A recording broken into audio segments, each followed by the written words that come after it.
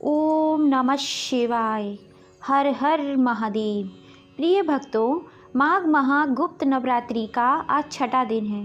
आज के दिन महाविद्या की छठी शक्ति माता त्रिपुर भैरवी माँ काली का ही स्वरूप मानी जाती हैं। त्रिपुर का अर्थ तीनों लोकों से है और भैरवी का संबंध काल भैरव से है। इनकी पूजा करने से योग्य संतान की प्राप्ति होती है और जीवन में सफलता मिलती है। भगवती त्रिपुर भैरवी का स्वरूप माँ काली जैसा ही है। माँ के 3 नेत्र और 4 भुजाएं हैं। माँ के बाल खुले हुए हैं। इनका एक नाम पौषौषणी भी है।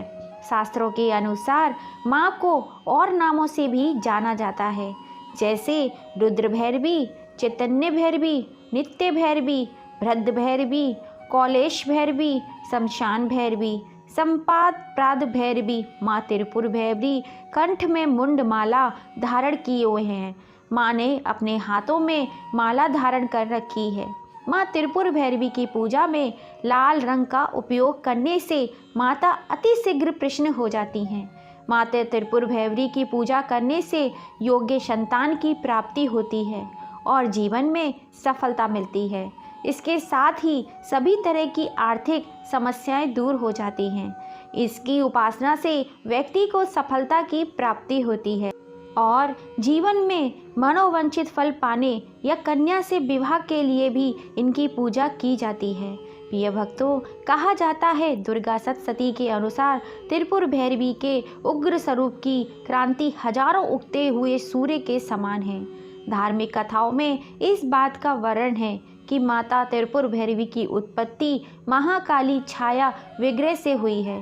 देवी भागवत के अनुसार छठी महाविद्या त्रिपुर भैरवी हैं।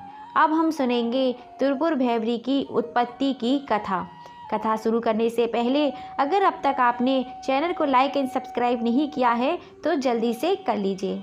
चलिए कथा को आरंभ करते हैं।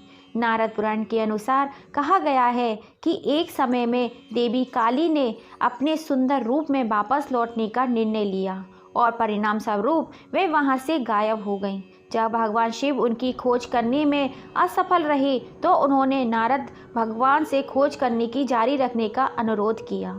भगवान नारद ने उन्हें बताया कि देवी काली का स्थान समायु के उत्तरी क्षेत्र में है। भगवान शिव ने भगवान नारद को विवाह प्रस्ताव के साथ देवी के पास भेजा।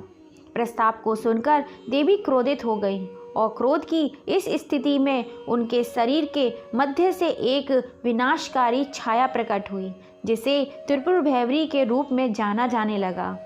अब हम सुनेंगे माँ काली की कथा। एक बार दरुकु नाम के असुर ने ब्रह्मा को प्रसन्न किया। उसके द्वारा किए गए वरदान से वह देवों और ब्राह्मणों को प्रलय की अग्नि के समान दुख देने लगा। उसने सभी धार्मिक अनुष्ठान बंद करा दिए और स्वर्गलोक में अपना राज्य स्थापित कर लिया। सभी देवता ब्रह्मा और विष्णु के धाम पहुँचे। ब्रह्मा जी ने बताया कि यह दुष्ट केवल एक स्त्री के द्वारा ही मारा जाएगा। तब ब्रह्मा विष्णु सहित सभी देवता स्त्री रूप धारण करके उस दुष्ट दारुक से लड़ने के लिए चले गए, परंतु वह दैत्य अत्यंत बलशाली था। उसने उन सभी को परास्त कर भगा दिया। ब्रह्मा विष्णु समेत सभी देव भगवान शिव शंकर के धाम कैलाश पर्वत पहुँचे तथा उन्हें दैत्य दारुक के विषय में बताया।